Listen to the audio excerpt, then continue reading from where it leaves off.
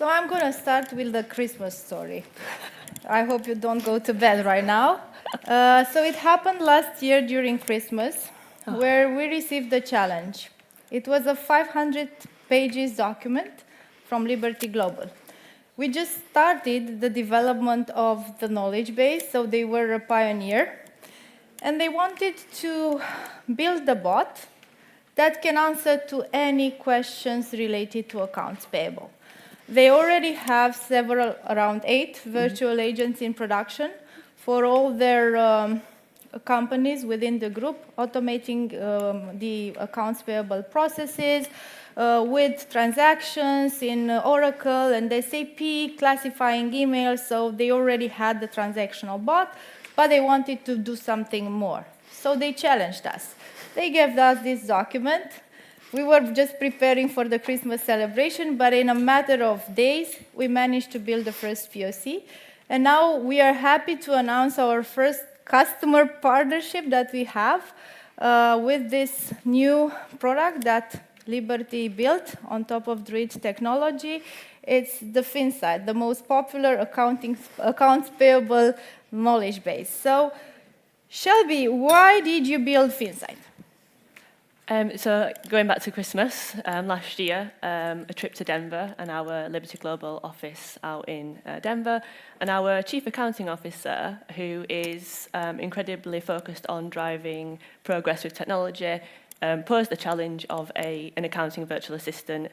Everybody was talking about ChatGPT. Everyone was like, how do we use this technology? How do we integrate this into our business? How do we drive efficiency? And that's where the challenge came from. Ultimately, our pioneer within the business is our Chief Accounting Officer. And to Andrea's earlier point, our technical accountants use large documents. Our internal policy document for accounting is 500 pages. We then have to reference the Big Four. You've got US GAAP documentation, SEC filings. It goes on and on to the point that I think we've got over probably 8,000 pages now in our repository that are referred to. So our team will day in, day out, have to look at these documents, ask very technical accounting questions, try and find the right references across multiple different formats and sources to then decide how are they going to account on very nuanced technical accounting questions. So internally, we saw the business case in making it much easier for them to access that information, making it much easier to relate to the content and to adhere to policy. But majority is that reduction in time, but in natural language. So FinSight is using DRUID's capabilities, using natural language where the users can access it currently in Microsoft Teams. So they'll just use it like they would chat to any other colleague, type in natural language questions. How do I account for installation fees? Can I capitalise on a VP? Various other accounting questions that I'm not too familiar with, not being an accountant. And then the DRUID virtual assistant, FinSight, will use the repository with all of those different documentations, find the one that's most relevant using retrieval, using our metadata that's a part of the DRUID platform to understand what is the most appropriate answer to that question that's been asked in natural language, and then respond in natural language. So we saw an opportunity within the business, but also externally. So FinSight, as Andrea said, is a product that we are launching as a partner to the open market for your accounting virtual assistant. So how come that you chose DRUID, since we told you that it was an incipient version of the knowledge base? So again, we've been working with DRUID for 2.5 years. We have 8 virtual assistants that are used across our different federation businesses. They've been successful. We've built up a really good relationship with Andrea, the rest of the team, and then the development team that we work very closely with. But I think your ability to adapt, so I don't know, you had a couple of days to build FinSight as a POC off of the documentation of our internal policy, and now it's quite common that you can upload a knowledge base, upload documents and ask natural language questions. But at that point, when GPT was so new and this was a very new process and capability, you rose to that challenge.